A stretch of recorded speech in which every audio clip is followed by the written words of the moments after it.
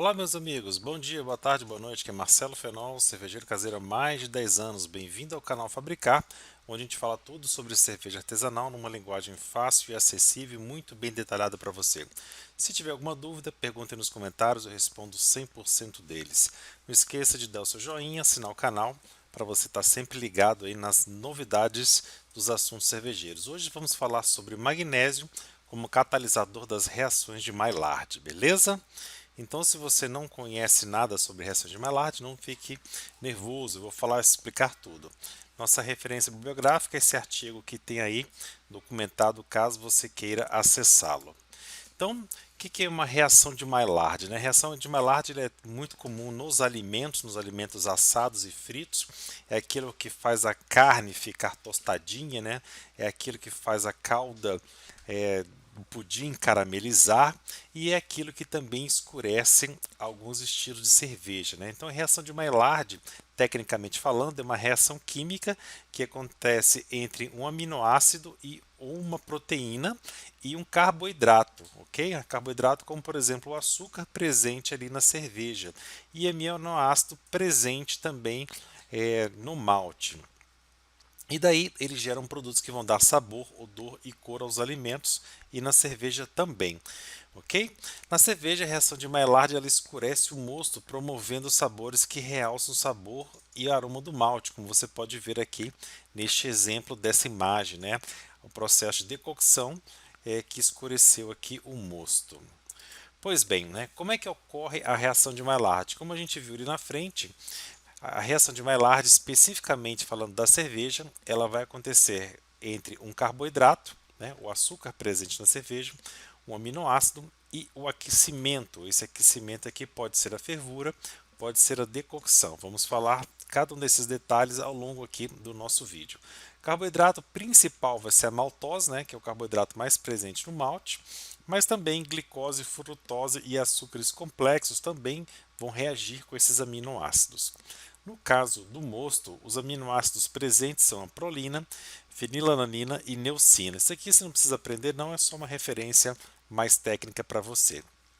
E como eu falei, o aquecimento vai ser a fervura do mosto ou a fervura durante a etapa de decocção. Se você quer saber mais sobre decocção, conhece ali o meu curso em www.fabricarcerveja, fabricar com K, nesse link que você vê abaixo, né, .com.br. Ali eu tenho cursos completos sobre cerveja artesanal, onde explico tudo, inclusive processo de decocção e também explico também sobre reações de Maillard, né? Então, quais são outros efeitos da reação de Maillard, além de cor, sabor e aroma no malte, né? Ele tem propriedades antioxidantes e pró-oxidante, o que vai contribuir para a estabilização da cerveja, né? Principalmente da cor, do aroma, sabor e espuma. Vai dar uma maior vida, né? Maior prazo, uma maior durabilidade para a sua cerveja. Daí que a gente tem que comumente as cervejas escuras duram mais do que cervejas claras, né? E as cervejas ultra claras são aquelas mais sensíveis, né? Por exemplo, aí uma American Lager, né? Se não tivesse pasteurização, se não tivesse conservante químico, não duraria tanto que ela dura como a gente vê nessas comerciais, ok? Então, o que potencializa a reação de Maillard? O que faz ela ser mais intensa, mais forte, prover mais é, cor, sabor e aroma na nossa cerveja, né? Então, como a gente vai acompanhar aqui nesse gráfico, são basicamente 5 fatores que afetam a reação de Maillard. Primeiro deles seria quanto maior a OG, maior vai ser a reação de Maillard. Por que quanto maior a OG? Porque quanto maior for a quantidade de aminoácidos e carboidratos presentes provenientes do malte, maior vai ser o potencial de ocorrer a reação de Maillard. O segundo fator é a intensidade da fervura. Quanto mais intensa for a fervura, quanto mais forte você colocar ali, seja na resistência, seja a chama, durante a fervura do mosto, mais intenso vai ser essas reações. Terceiro fator também muito importante é o tempo de fervura. Quanto maior o tempo de fervura, maior vai ser o potencial. A gente pode ver aqui, né, ao longo do tempo da fervura, que, por exemplo, entre uma fervura ali de 30 minutos, a gente tem esse potencial aqui de melonaidina. Passando para uma fervura de 1 hora, a gente cresce desse ponto para esse ponto. Passando para 2 horas, a gente praticamente está duplicando em relação aqui a inicial, né? Então, quanto maior for o tempo de fervura, maior vai ser. Aqui, quando a gente também, falando especificamente da cor, tá? Não da melanoidina, quando a gente ferve muito tempo, a gente está evaporando água e naturalmente está deixando o mosto mais denso. Então, ele também vai escurecer por evaporação de água. Então, não confunda só a atividade de escurecimento com a atividade com as reações de Maillard, ok? Então, o quarto fator é quanto maior a quantidade de íons de magnésio, que é o que representa todo esse estudo que a gente está falando, maior é o potencial da reação de Maillard. Então, a gente vê aqui o controle que não teve adição de magnésio, né? Magnésio 2 ppm a 5, 10, 20, 50, 100, 200 ppm. Quanto maior a concentração de ppm, né? Maior concentração de magnésio, maior foi o efeito. Só que aqui também ressalta a questão sensorial. O magnésio, quando ele está excessivo na cerveja, ele começa a promover um amargor que é ruim. Então, um magnésio nessas condições aqui pode já ser prejudicial à sua cerveja, ok? Esse estudo demonstra a linearidade da proporção do magnésio. Mais na frente a gente vai falar sobre concentrações. Só tome cuidado para não exagerar no magnésio. Por último, a alcalinidade do meio também promove essa reação. A reação do aminoácido ela acontece mais intensa no mosto mais alcalino. Okay? Quanto mais alcalino for o mosto, maior vai ser essa reação de Maillard. Então, dados aqui esses parâmetros básicos, né, vamos falar especificamente um pouquinho sobre o papel do magnésio na cerveja, a importância desse íon. Né? Então, o magnésio ele começa lá na maltearia, ele é fundamental para a germinação do grão e ele promove a atividade da proteinase, né, o que faz o grão se germinar, a proteína que amolece ali o grão e faz ela germinar. Durante a mosturação, né, o íon magnésio ele regula o pH acidificando o mosto, né, então ele tenta regular trazendo para o mosto mais ácido, né, por isso a gente coloca cloreto de magnésio na preparação da água. Ele também, né, tem sabor, o magnésio possui sabor e esse sabor contribui para o amargor, o aumento do amargor e sensação de boca. Só toma cuidado, como eu falei, que o magnésio em exagero ele torna-se um amargor ruim, não é um amargor agradável e ele pode deixar a sua cerveja com sabor ruim. Então, moderar aí na quantidade de magnésio. Ele também é importantíssimo para a atividade enzimática, quando ele é misturado na água quente da mostura. Então, ele é um ativador das enzimas alfa e beta milase, contribuindo aí para que ocorra a quebra dos açúcares na formação do seu mosto. Também ele é um catalisador para a isomerização da rumulona, né? Ele atua ali no aumento da taxa de isomerização, promovendo maior amargor dos lúpulos. Ele também tem uma atividade em relação às leveduras. Ele protege a parede celular da levedura de três coisas: do ataque do álcool, né? Então ele é um protetor da presença do álcool para não matar a levedura, do excesso de cálcio, né? Para não deixar esse excesso do cálcio entrar dentro da levedura que poderia matá-la, e de choque térmico também. Ele ajuda a proteger aí a vitalidade da levedura. Então ele é um íon super importante para a parte orgânica da levedura. E por último, o magnésio é um dos 14 íons essenciais à vida humana, né, sendo fundamental para a nossa saúde óssea, muscular e cerebral. Então, a cerveja, como é um alimento muito rico de íons, ele tem essa qualidade aí para a saúde humana, também nos ajuda bastante. E como é que aparece o magnésio aqui no ciclo de vida da cerveja, né? Então, desse desenho aqui você pode ver que ele aparece lá desde a parte de malteação, como eu falei, né? Aqui na parte de filtração, na parte da fervura, até a parte finalização aqui da cerveja.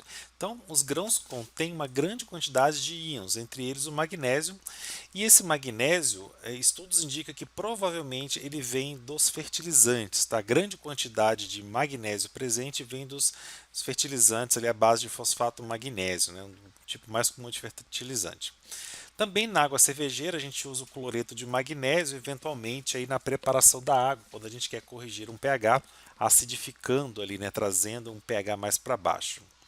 Os nutrientes para leveduras contêm muito magnésio na forma orgânica, assim como a própria levedura, seja ela líquida, seja ela seca, internamente ele também tem o magnésio na forma orgânica, ou seja, dentro ali da parede, dentro da célula da levedura. Eventualmente, esse magnésio presente na levedura, ele não vai passar para a cerveja, né? Ele simplesmente está ali presente e fica dentro da levedura. Além do mais, a própria levedura ela vai absorver uma parcela do magnésio presente ali no meio para dentro dela, vai retirar ali uma quantidade de magnésio para fazer as atividades fermentativas dela. E aí, estudos indicam a presença de 60 a 120 ppm de magnésio nas cervejas finais, em cervejas comerciais. Isso não quer dizer que a sua água fermentativa, você deve preparar a sua água para essa faixa de ppm. Isso aqui indica que na cerveja final, pela grande carga de magnésio que vem do malte, a cerveja final vai ter essa quantidade toda aqui de magnésio, tá? Não quer dizer, não prepare sua água para essa quantidade aqui tão alta. Isso aqui, se você fizer isso, você vai estar prejudicando o sensorial da tua cerveja. Em relação aos grãos, né? Quais são os grãos que mais contêm magnésio? Se a gente dá uma olhada nessa tabela, a gente vai ver aqui que o malte de cevada ele tem pouquíssima, né? Ele tem uma quantidade bem pequena. Se for orgânico, então, ele tem uma quantidade mínima ali de magnésio, assim como arroz, né? Arroz também praticamente não tem magnésio. Então, maltes de trigo, de centeio, o Dark Munique, milho em flocos, aveia em flocos são os grãos que mais contêm magnésio. Então, se você colocar esse tipo de grão na tua receita, você vai potencializar aí as atividades de melonoidina, né? E consequente, as atividades de Maillard com consequente produção de melonoidinas. Então, quais são os estilos que se beneficiam dessas reações de Maillard, né? Onde que combina mais? Então, de modo amplo e geral, né, cervejas onde o malte deve aparecer mais, né, no sabor, onde a presença do malte aparece mais, esse tipo de técnica, esse tipo de subproduto vai ser benéfico para a sua cerveja. Então, a gente pode caracterizar-se de modo amplo todos os estilos escuros, né, amber, red, brown, black, todos esses estilos eles se beneficiam de reações de Maillard, né? Também há cervejas que pedem mais corpo, ok? A reação de Maillard promove mais corpo na cerveja, também ajuda bastante. E cervejas lagers em geral também se beneficiam da reação de Maillard, exceto essas ultra claras, né? Cervejas lager, por exemplo, American Light Lager, American Lager, cervejas que são muito clarinhas ali, quando você quer aquele malte Pilsen na cor palha, cerveja que tem quase a cor de um vinho branco. Então aí, reação de Maillard vai acabar atrapalhando, ok? Mas de modo amplo, são todos esses estilos citados. E o que a gente pode fazer para realizar essas reações de Maillard, né? Então, uma das coisas que você pode fazer, concomitantemente ou não, né, pode fazer uma ou mais delas, é, por exemplo, um processo de decocção durante a mostura. O processo de decocção, como eu falei, está bem explicado ali no meu curso de cerveja artesanal, e você pode fazer de uma até 3 decocções para aumentar essas reações de Maillard, né? A decocção também promove outros efeitos, mas reações de Maillard é uma das maiores consequências do processo de decocção. Isso aqui acontece durante a tua etapa de mosturação. Na etapa de fervura, você pode ferver o seu mosto na potência máxima do seu sistema, né? Aumentando a resistência, aumentando a chama, mas cuidado com o possível transbordamento. Se for muito exagerada essa potência, o mosto começa a fazer ondas de um lado e para outro e pode até transbordar, tá? Então cuidado com isso daí para você não se queimar. Ferver o mosto por pelo menos 2 horas você vai potencializar bastante as reações de Maillard. Até 4 horas você ainda vai ter um pouco mais de ganho do que em relação a 2 horas. Mais do que 4 horas aí não, aí praticamente você está só caramelizando mesmo o seu mosto. Mas a fervura longa, além da caramelização, promove aqui as reações de Maillard. Então o mínimo seria 2 horas para você ter uma eficiência muito boa, ok? Em relação à preparação da água, olha aqui que eu falei, olha, esse aqui é um ponto bem importante. Adicionar de 10 a 100 ppm de magnésio nas suas receitas.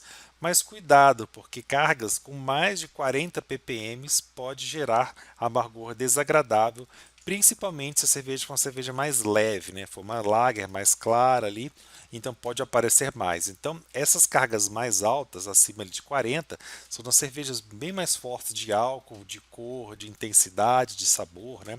Uma double alguma coisa, imperial alguma coisa, aí você faz essa carga mais alta. Se não, fique entre 10 a 40, ali, estourando em 50 ppm.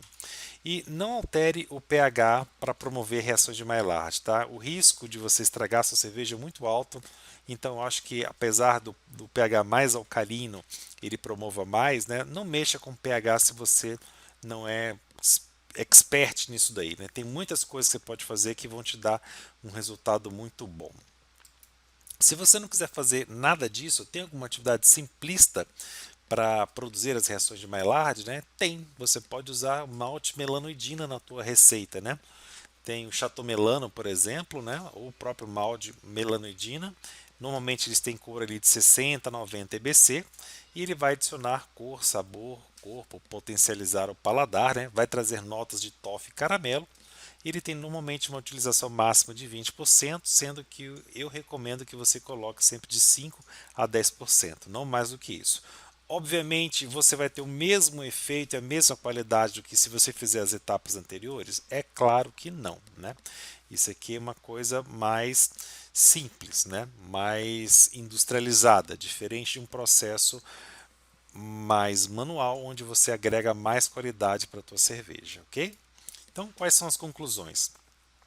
A adição de magnésio na forma de sal pode aumentar até 30% dos efeitos da reação de Maillard, né? Estou falando do cloreto de magnésio.